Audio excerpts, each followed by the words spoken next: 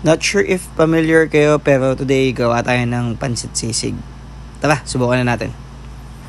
Okay, sa sisig ang gagamitin natin is mascara at saka tenga ng baboy. Okay, so pakuluin lang natin siya.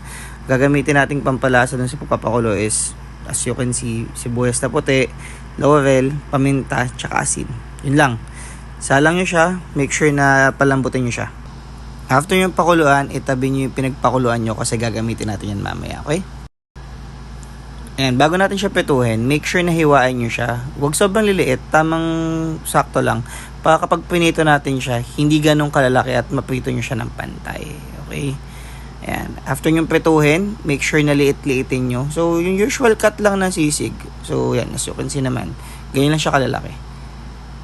Ayan.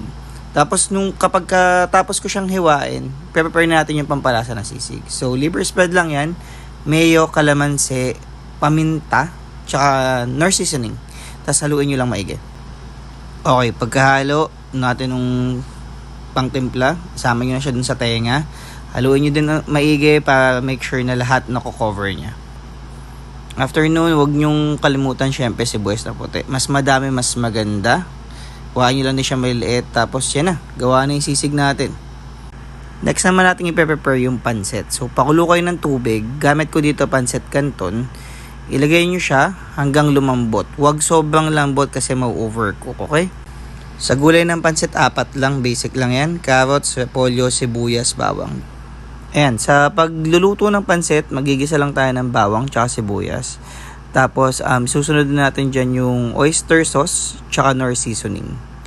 Yan. Tapos, yung pinagpakuluan natin ng baboy kanina, lalagyan nyo siya konti lang, huwag masyadong madami. Kasi pinakuluan natin yung pansit kanina, di ba?